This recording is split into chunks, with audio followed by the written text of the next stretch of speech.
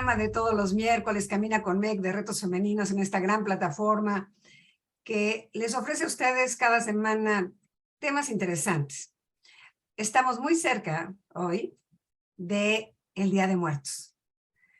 Día de tradición, a todos nos conecta con altares, con música, con ofrenda, con comida, recuerdos, fotografías, regresar a la vida el recuerdo de quien dejó en nuestro corazón algo que sembró, que es lo que yo creo que nos hace y nos hace humanos, es tener tanta gente que amamos, que se va y que sabemos que en ese trayecto nos confrontamos también con nuestra propia impermanencia. Hoy más que nunca, creo que los rituales son muy importantes, todos. ¿Por qué? Porque impactamos a nuestra mente, entramos a un nivel de conciencia diferente, porque quien está orando y quien está con música y está en un panteón y está poniendo su flor y está haciendo lo que tiene que hacer, entra en un estado alterado de conciencia.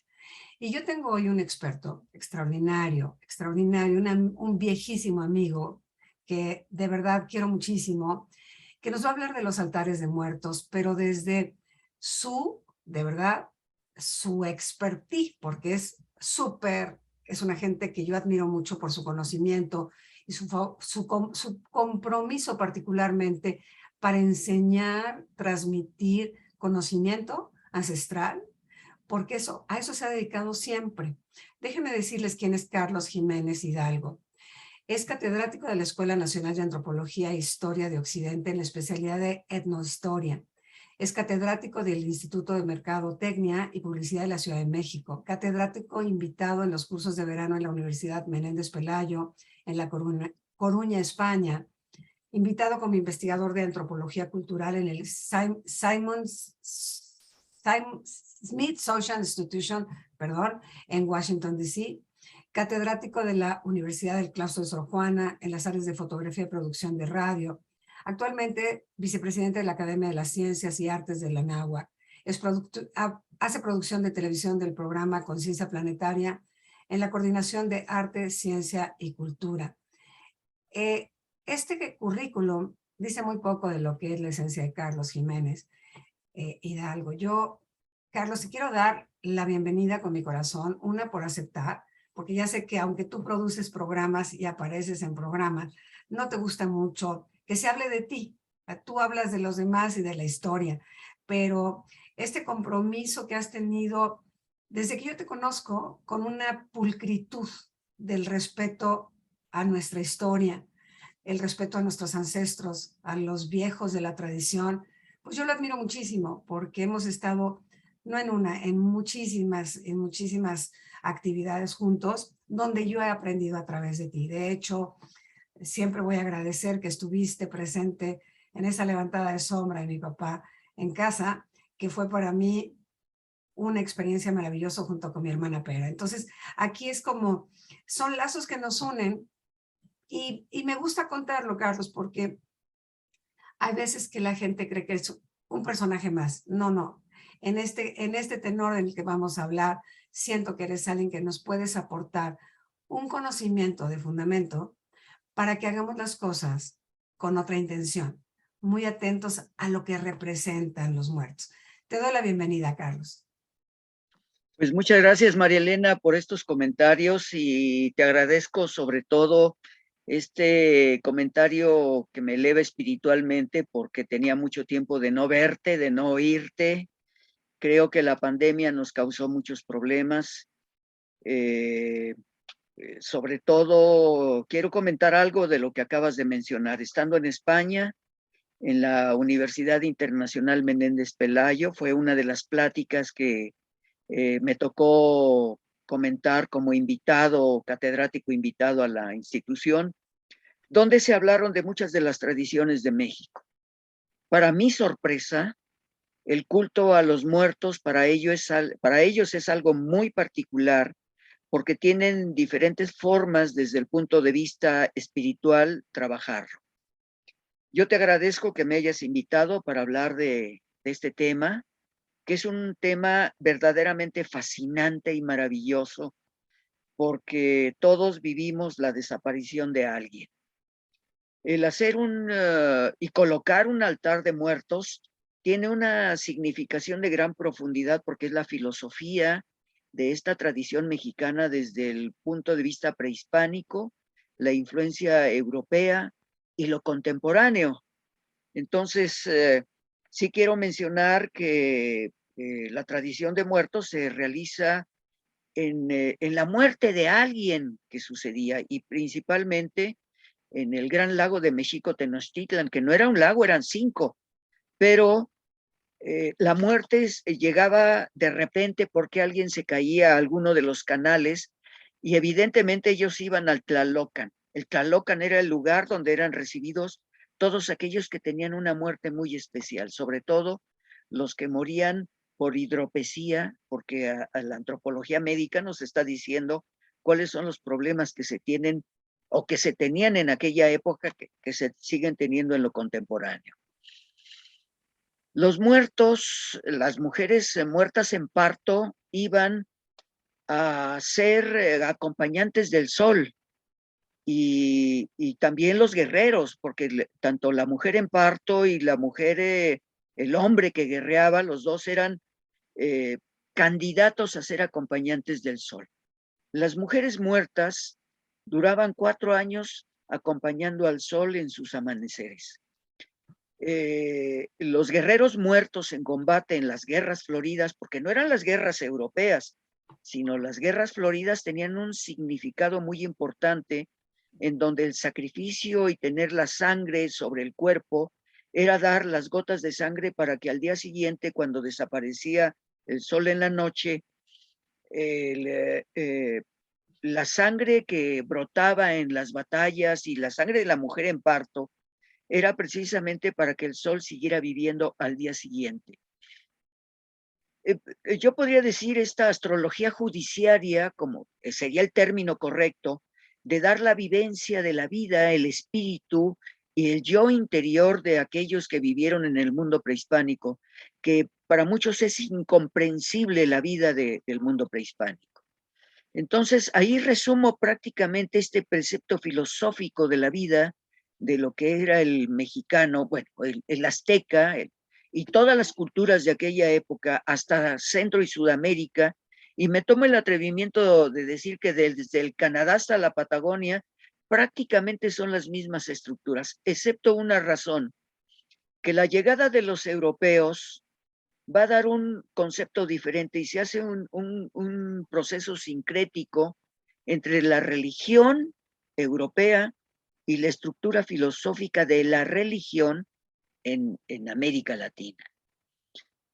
Yo creo que debemos entender una profundidad de lo que es el altar de muertos. Y voy a hablar de 2 aspectos importantes. ¿Por qué ponemos una ofrenda de muertos? Porque le damos el alimento cotidiano que tenían en vida. Pero ese alimento no va al ser humano, va a los espíritus que van a visitarnos. Y aquí empieza el elemento de una estructura filosófica de gran profundidad. Solamente voy a relatar en 30 segundos, por decirlo, la filosofía de lo que fue el Popocatépetl y el Iztaccíhuatl. Iztac es blanco, Sigua es mujer, la mujer blanca.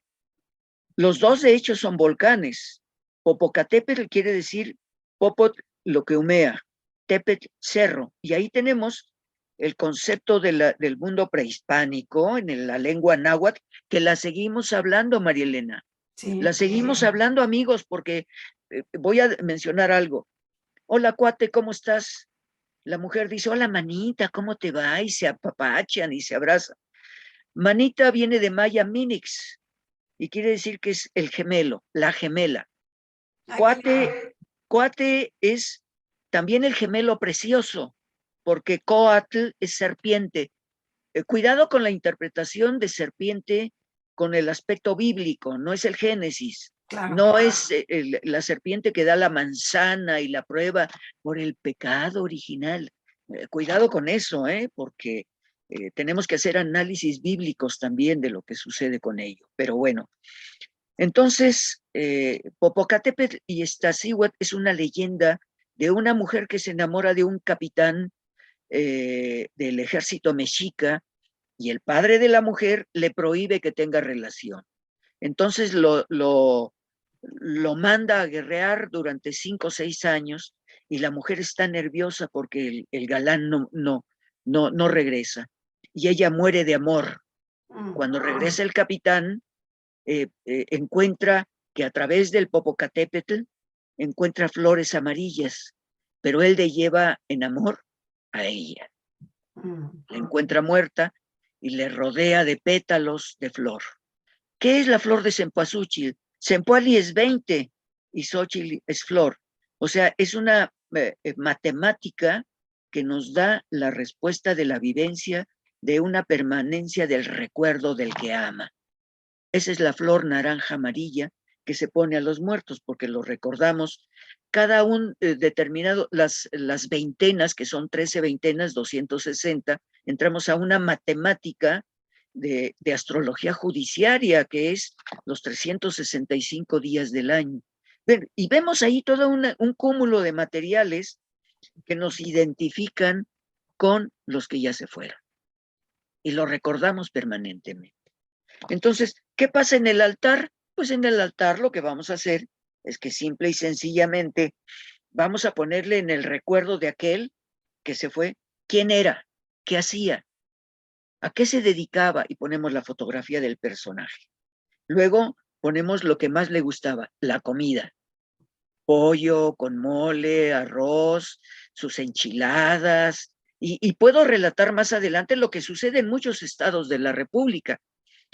Y es la ofrenda del vivo al muerto. Oye, su alcohol, sus cigarros, todas las que le gustaban, no Sí, nomás en la este comida. caso, claro, en ese caso, en todos los pueblos de América Latina y de México, pues ya lo dijiste, nada más que el pueblo dice, ponle el chingere para que beba, para que venga, y le ponen todas las bebidas que había, porque además está el tío, el primo, el abuelo, Claro, el sobrino, el hijo, se arman y un les ponen, fiestón. pero es una fiesta divina, y me atrevo a decirlo así, y lo voy a pronunciar antropológicamente, es una antropofagia divina. El muerto come lo del vivo, y luego el vivo, después del 3 de noviembre, el muerto se come lo del, digo, perdón, el vivo se come lo del muerto. Y entonces hacemos ingestas recíprocas. Cuando Y hablas, es, perdón. sí, dilo. Cuando, es que quiero como ir aterrizando un poco. A ver, cuando pones un altar, que evidentemente eso como que más o menos la gente lo tiene claro, y yo tengo que reconocer que a partir de Coco, la película, ¿no? La gente le hizo mucho más sentido las cosas en vez de estar haciendo un Halloween que para nosotros no significa absolutamente nada, que tenemos una tradición hermosa, pero en los altares hay formatos y creo que hay pisos de altares, o sea, cómo se arma, porque yo lo que quisiera que compartieras con nuestra audiencia, Carlos, es, a ver, cada piso tiene un cómo, porque no nada más es ponerlo por ponerlo, sino nada más es como otra vez cuando cuelgas el árbol de la Navidad, sin entender el simbolismo del árbol, de la estrella. Cuando le pones el sentido, entonces conectas con la parte espiritual de los rituales y por eso tienen mayor valor. ¿Cómo es? Si pones tu altar, ¿en qué proceso, qué se va desencadenando en cada piso, por decirlo de alguna manera? Yo creo que has hecho una de las preguntas que te me adelantaste porque iba a hablar posteriormente, pero además me parece bueno lo que mencionaste. Esta es una influencia europea, los niveles de pisos, por una sola razón. Antiguamente, bueno, en la etapa medievalista, sobre todo, bueno, la muerte en todas partes del mundo tiene su génesis. Y en este caso, el cristianismo da una estructura. Cuando muere un rey, un príncipe, lo que se llaman túmulos, lo que van a poner, o sea, los niveles, por decirlo de una manera, ponen la primera mesa, la segunda, la tercera, hasta la séptima. Estos son los niveles que debe de pasar precisamente una estructura desde el punto de vista cristiano, desde el punto de vista bíblico, teológico.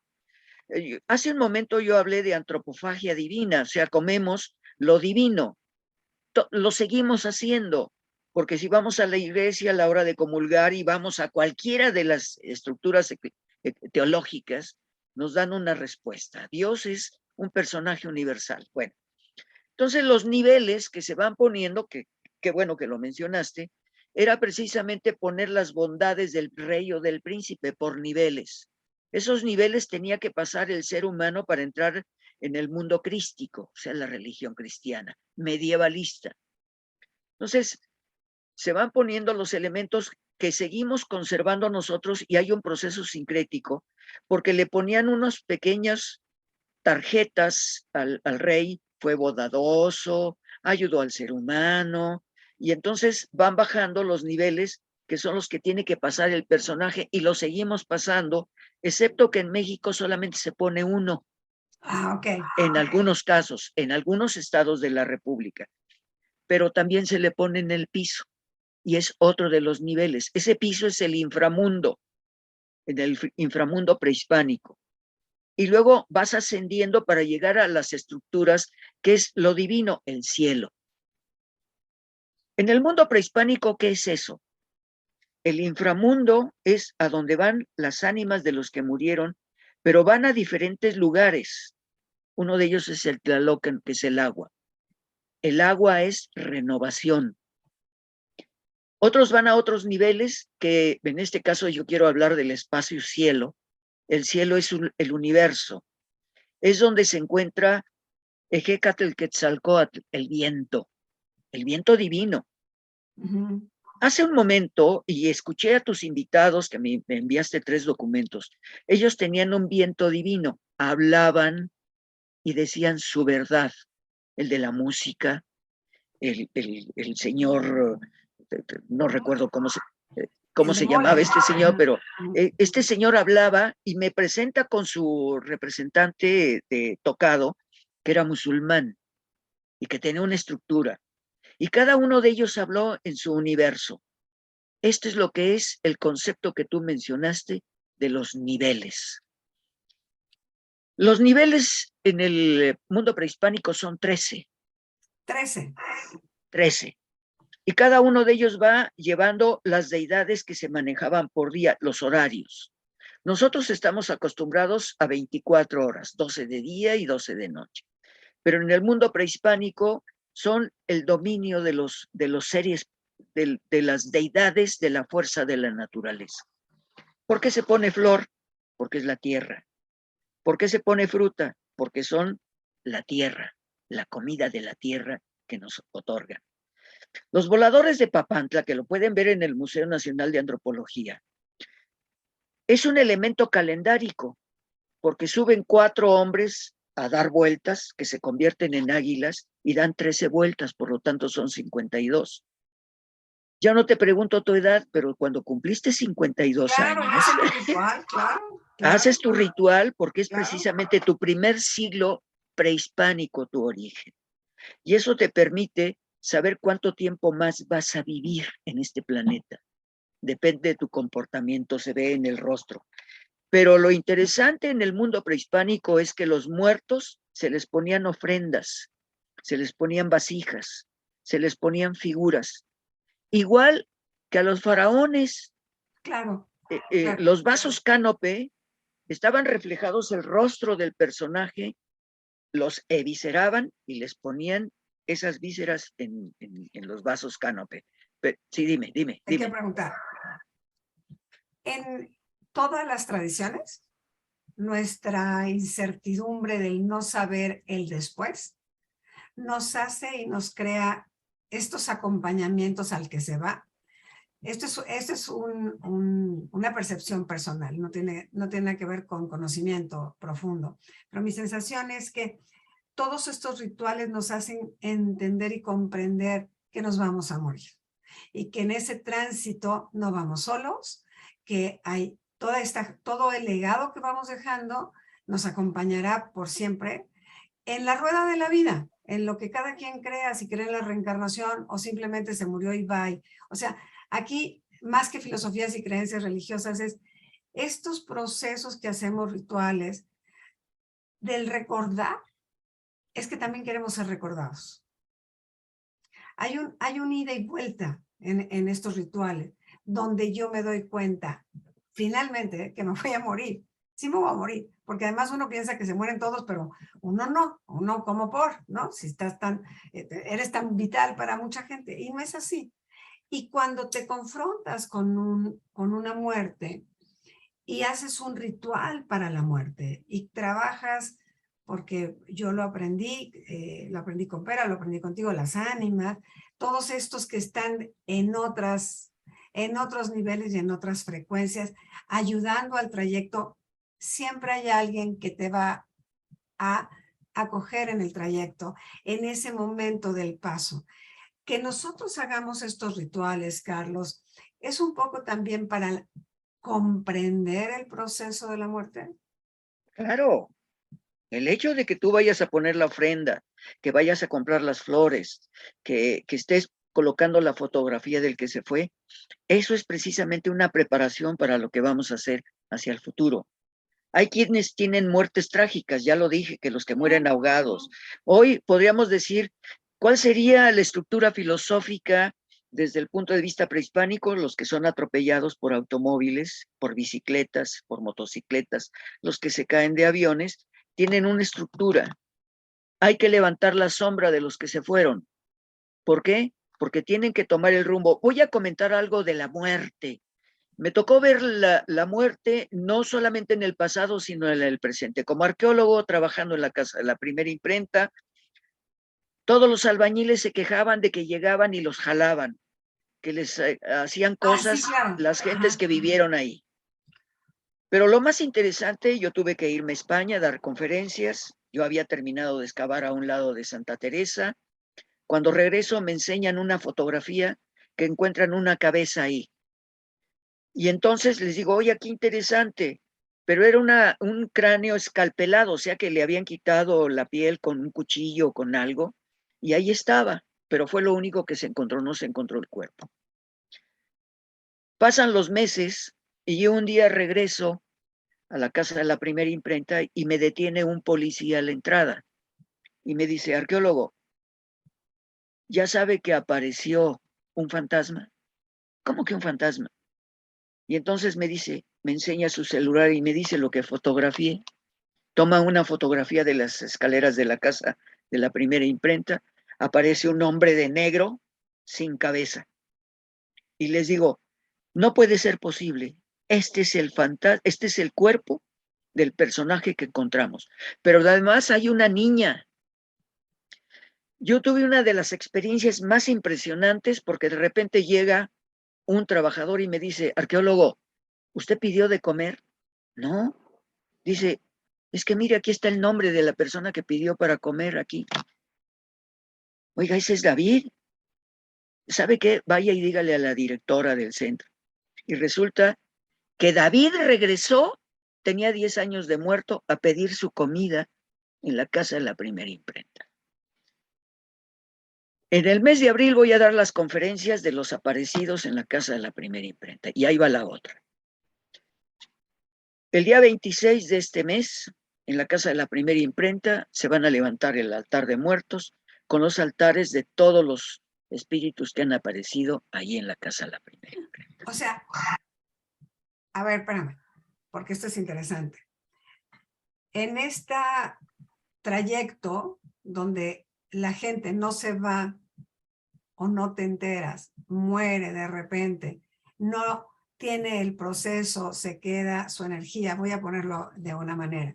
Sí. Cuando eso sucede, en vez de asustarte, por eso yo siempre digo, pues ponle una luz y mándalo a la luz, porque seguramente lo que necesita es ayuda. O sea, no es que vaya a venirse a comer la hamburguesa, es que en realidad se quedó atorado en una etapa donde era lo que le seguía hacer.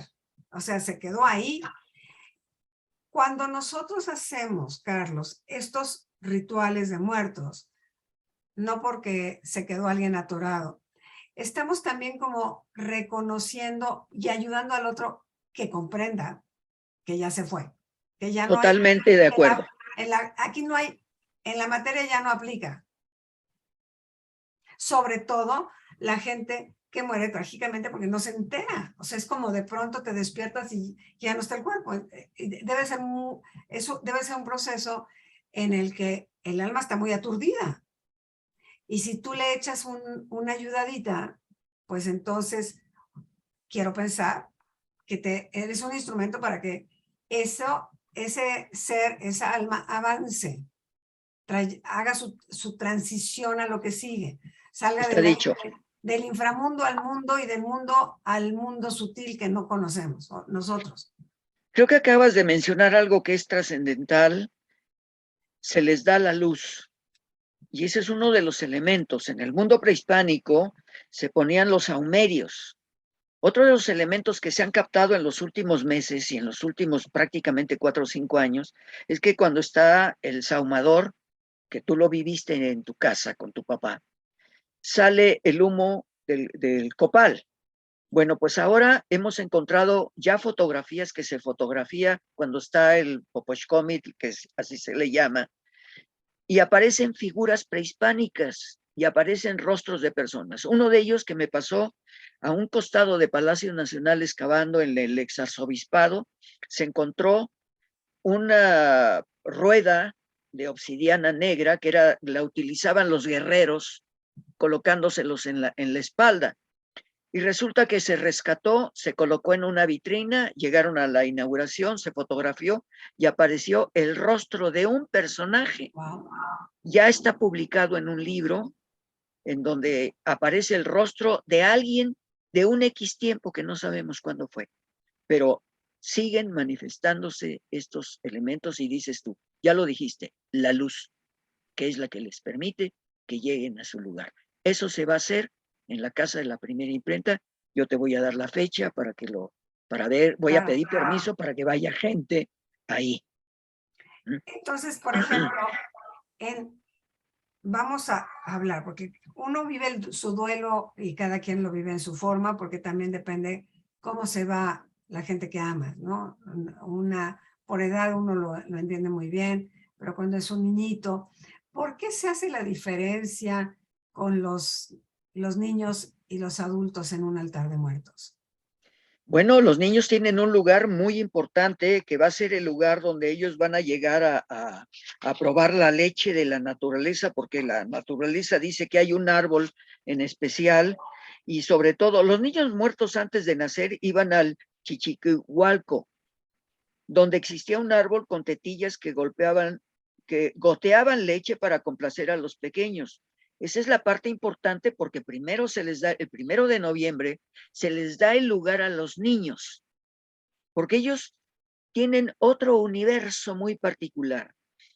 Excavando en Teotihuacán, en un lugar que se llama el Rancho de la Cadena, aparecieron 5 vasijas. Y dentro de esas vasijas, que eran unas vasijas más o menos, lo voy a hacer en formato para estimación de tamaño, esas vasijas estaban unidas por conductos. 5 vasijas representa el planeta Venus y se llama quincunce, pero al interior encontraron nonatos, no nacidos. Wow. Y por lo tanto, como son los elementos de que el planeta Venus es el Quetzalcóatl joven, es el Cuculcán joven que se da en la zona maya. Entonces nos da una relación muy importante de cuáles son los no nacidos. Los que no nacen también tienen su lugar. Por eso es la diferenciación del día 1 y el día 2. Entonces pasamos por horarios a fechas específicas, siempre a las 12 de la noche. O sea, entonces, el cambio se hace a las 12 para entonces trabajar con los adultos, el día 2. Sí, sí, hay algo, sí, y vas a comentar algo. Es algo muy interesante porque aquí se deben de establecer los niveles. Tú hablaste de los túmulos, de los niveles. En lo prehispánico son 13. Y los horarios, voy a mencionar uno de ellos, que va a ser de las 12 de la noche a las 5 de la mañana. 12 a 5 está representando 5 niveles, que es el planeta Venus, porque todos ellos van a ser acompañantes a diferentes elementos de la propia astrología judiciaria. ¿Qué es astrología judiciaria? Es la interpretación de las constelaciones para darle un sentido. Astrología judiciaria quiere decir que es la influencia de las constelaciones sobre el ser humano, pero astronomía es otro concepto. Claro, claro. Es lo contemporáneo. Michel de Villeneuve lo hace en el siglo XVI, cuando él descubre verdaderamente los tiempos del universo, por decirlo de una manera, así concretamente lo digo. Esa diferencia que tú haces, a mí me parece muy interesante porque hay elementos de códices y algunos de ellos están representados por el Quetzalcóatl, que es el viento, que es el que crea el arrastre de las semillas para crear la vida. Yo mencionaba hace un momento los voladores de Papantla, que nos dan una respuesta muy importante en el hecho de volar 13 veces, crear 52, vienen en el éter volando, voltean y caen de pie. Y luego se quitan el atado, que son las cuerdas, es el atado del tiempo, en sus trecenas, 4 trecenas son 52. Y es el tiempo de vida que no era exactamente en esa época prehispánica. La gente duraba de 28 a 29 años. En antropología física hemos encontrado que el hombre no vivía arriba de los 35, 40 años. Podríamos decirlo ahora, eran matusalénicos los que lograban pasar. Entonces, ahí tenemos prácticamente lo que es el mundo de la celebración de Día de Muertos. A mí me tocó estar, sí. Si pasamos de, ese quiero como acabar, si pasamos del viento en esas trecenas, en esas 13 partes, el piso es la tierra, y ahí es donde pones la flor, donde pones la flor, lo que representa la fruta. Y luego, ¿qué pones? De hecho, quiero mencionar, ahorita que dijiste tierra, es Tlaltecutli, el señor que domina la tierra. Y la tierra con el agua se mezclan y producen la vida. Eso es lo importante. El aire trae semillas y arroja las semillas. Pero nos falta uno, el sol. Se conjugan 4 elementos para darnos respuesta en la creación del universo, en la creación de la vida. Me fui muy lejos en el universo, porque las gentes de las culturas prehispánicas o prehispánicas nos están dando una respuesta muy importante. ¿Cuál es el pensamiento? En el mundo prehispánico no existían dioses, de ninguna manera, la fuerza de la naturaleza. La creación de los dioses viene porque llegan los europeos e imponen una estructura teológica. Ahí está el proceso sincrético. Pero se sigue haciendo en todos los pueblos de América Latina el venerar a la madre tierra, a la madre agua, al padre sol y viento. O sea, son los elementos. Cuando hablas de este número, que es muy importante, el poner la flor de cempasúchil, que nos representa de tantas maneras, que bien decías, tiene una veintena, ¿cómo se tiene que contar cuánta flor poner? Porque todo tiene un simbolismo. ¿Cuántas flores y de qué manera se hace el tendido en un altar de muertos que tenga un sentido, pues, coherente? Vamos a poner que tenga más significado, no nomás es poner muchas flores. ¿Cuántas flores se ponen? Bueno, de hecho, llevando la matemática, yo le he llamado la matemática mágica, la matemática astrológica, la matemática de los calendarios, es precisamente, empieza con 4, te vas a 9. Hablar de 4 son los 4 rumbos del universo, hablar de 9 son los 9 señores de la noche, los que dominan en la noche.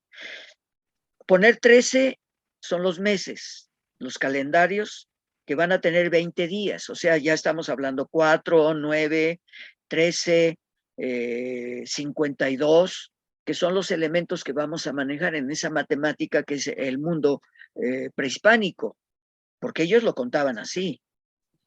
Ahora, lo que estamos haciendo en lo permanente, históricamente hablando, se hacen los tendidos con un número determinado. Se ponen 4 porque son los 4 rumbos y los puedes poner en rojo. Pero si vas a hablar del planeta Venus, vas a poner 5, 4 en cada extremo y una al centro. El hecho de que tú veas 5 flores así que se llama quintiduo o quingunce es el planeta Venus. Y ya sabemos que el planeta Venus da alrededor del Sol, a veces da 80 días, pero a veces son 260 días. Y aquí entramos a otro calendario. Pero espera, porque vamos a hacerlo fácil. No. Sí, lo sé. Contigo es una clase de historia que no es de 45 minutos, que ya se nos está haciendo agua el tiempo, y yo quiero en muy concreto qué es lo que no puede faltar y de lo que sí tenemos que tener mucha conciencia, además de lo que ya hemos mencionado. ¿Qué nos falta poner en esos pisos para que tenga un símbolo absolutamente sagrado? Bueno, yo creo que depende, a mí me tocó ver en una ocasión una estrella de David, cuando murió una compañera que era de la danza, la ofrenda de muertos y el altar de muertos fue con una estrella de David, con un número determinado de 52 flores en Poasuchit, y además se hicieron cantos. A mí me tocó hablar de la vida de esta persona, que era una mujer interesantísima, pero hablé desde el punto de vista filosófico, recordándola a ella a través de su religión, que era hebrea, y lo que no sé si pertenecía a otra estructura dentro de los mismos hebreos, pero bueno, ese es un tema. Pero yo creo que son los símbolos, la fotografía, si leía libros, si comía algo se le ponía la ofrenda, si bebía se le ponía la bebida. Yo he visto, quiero hablar de María Sabina, si me lo permites, en donde en María Sabina, el día que llegué, estaba la cuna de muerte, o sea, su altar era una cuna con cañas, y en cada elemento de la caña ellos habían matado ese día que nosotros llegamos, habían matado un puerco. El sacrificio en el mundo prehispánico era parte de la entrega del ser humano para que el sol siguiera viviendo, pero ya no se puede hacer con seres humanos, entonces se hace con un puerquito, por decirlo de una manera. Pero hay pueblos donde dicen marrano, marrano es marrar, y esos eran los judíos relapsos cuando llegaron a América. O sea, el equivocado quiere decir en arameo y en hebreo. Pero lo interesante de ello es que le tienes que poner a ese altar, para que no falte nada, si es completo la pregunta que tú me pides, darle todo aquello que tiene para que el hombre tome su luz, venga, se dé cuenta lo que hizo y regrese al lugar de origen. A mí me parece muy interesante porque además las ceremonias que se hacen en los panteones es que vas y le cantas, le llevas mariachis, le llevas la música en una grabadora y le lanzas una flor al ataúd, le das paladas de tierra, pero las paladas de tierra deben de ser una matemática cuando se hace eso. Y no sé si completé lo que tú me pediste. Sí, a mí lo que yo quiero, porque estamos ya por terminar el programa por tiempo, lo que yo siempre creo que hay que ofrecer es conciencia, hacer las cosas desde la conciencia. Y es darme cuenta que no es una moda, que no es una tradición con fundamentos. Y en esos fundamentos está nuestra propia experiencia de vida. Nosotros venimos a explorar el legado que tenemos ancestral. Entonces, siento que es una gran oportunidad para personas que lo hacen de muy buena intención, porque yo creo que el corazón pesa más que cualquiera de las cosas que uno hace, ¿no? Porque tu corazón está puesto en un altar.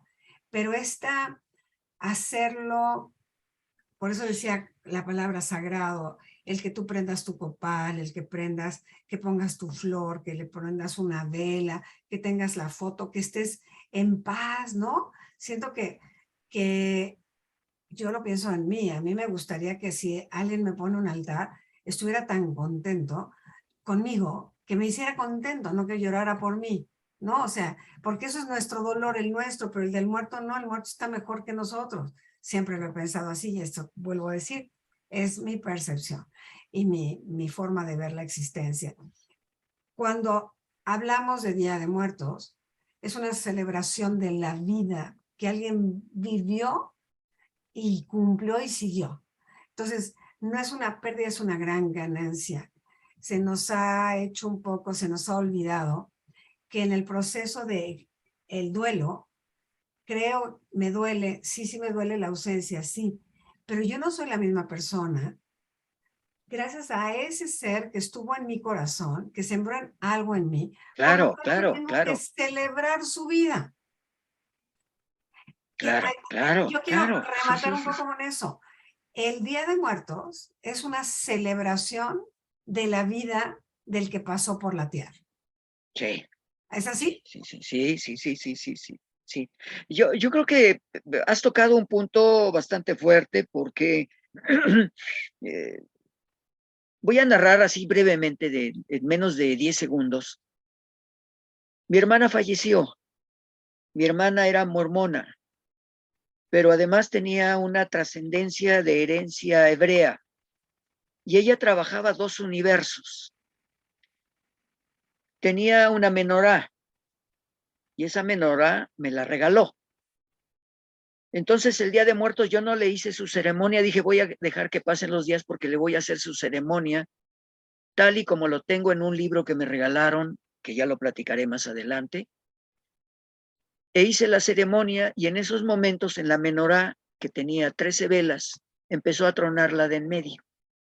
Y dije, qué raro, mi hermana me puede avisar.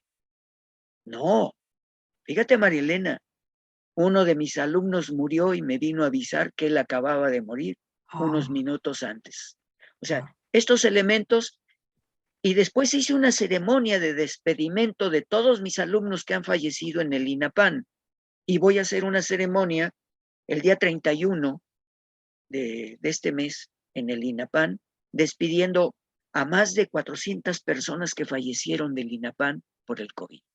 O sea, se llama despedimento. Y para terminar esto, voy a decirte que una de mis alumnas un día me dijo, Marta, una mujer, actriz extraordinaria, me dijo, profesor, quiero ver mi despedimento. Marta, no se puede. ¿Cómo te voy a hacer el despedimento si estás viva? Se enojó conmigo, me dejó de hablar y esta ceremonia le voy a hacer su despedimento como si estuviera viva. Eso es lo que puedo decirte de lo que pensamos de los que ya se han ido. pues, mi Carlos, nos dejas, como siempre, el libro del conocimiento muy abierto. Yo creo que muchas preguntas.